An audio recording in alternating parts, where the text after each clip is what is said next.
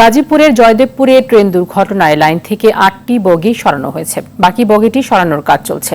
এরপর লাইন মেরামত শেষে ট্রেন চলাচল স্বাভাবিক হবে বলে জানায় রেল কর্তৃপক্ষ, যদিও বিকল্প লাইনে ট্রেন চলাচল করছে। এদিকে এই ঘটনায় গতকালই স্টেশন মাস্টার সহ ৩ জনকে বরখাস্ত করা হয়েছে।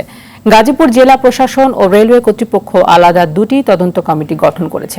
অন্যদিকে সিগন্যালম্যানের ভুলের কারণে টাঙ্গাইল কমিউটার ও তেলবাহী ট্রেনের এই সংঘর্ষ হয় বলে জানান জয়দেবপুর রেল কর্তৃপক্ষ। এতে ৪ জন আহত হয়েছেন। গতকাল শুক্রবার এই দুর্ঘটনা ঘটে। এদিকে গাজীপুরে ট্রেন দুর্ঘটনার কারণে সব ট্রেনের ৩ থেকে ৪ ঘন্টা শিডিউল বিপর্যয় হচ্ছে। তবে রোববার থেকে স্বাভাবিক হওয়ার কথা জানান কমলাপুরের স্টেশন মাস্টার।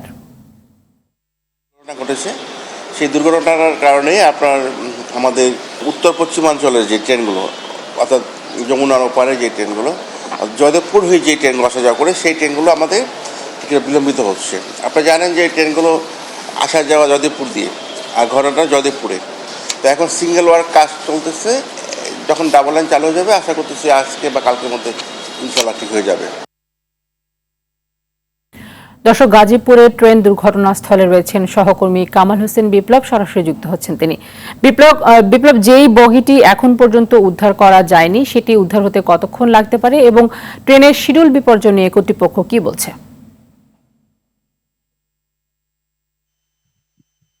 জি তানি, আপনি জানেন যে ২৪ ঘন্টা পেরিয়ে গেলেও যে এই ট্রেন দুর্ঘটনা কিন্তু এই উদ্ধার তৎপরতা বা উদ্ধার কর্মীরা কিন্তু এই রেল লাইন স্বাভাবিক করতে পারেনি। তবে ধীর গতিতে চলছে উদ্ধার কাজ। এই উদ্ধার কাজের মানে ধীরগতির কারণে কিন্তু শিডিউল ৩ থেকে ৪ ঘন্টা ট্রেনের শিডিউল বিপর্যয় হয়েছে। আপনি জানেন যে উত্তরবঙ্গের যে ট্রেন রয়েছে সেগুলো কিন্তু ৩-৪ ঘন্টা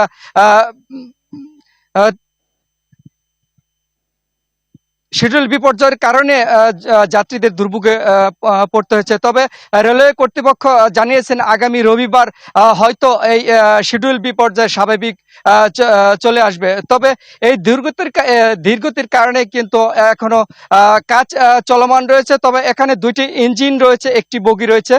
এই ইঞ্জিন বা বগি যদি সরানো হয় তারপরে এই রেল লাইন স্বাভাবিক হবে। তবে আপনাকে জানিয়ে রাখি, আজ কিন্তু সরকারি অফিস আদালত কর্মদিবস, যার কারণে কিন্তু যে ৩ সদস্য বিশিষ্ট দুটি কমিটি করা হয়েছে সে কার্যক্রম কিন্তু বন্ধ রয়েছে। তবে এই ছিল দুর্ঘটনা এলাকা থেকে সর্বশেষ খবর। তানি, ধন্যবাদ আপনাকে।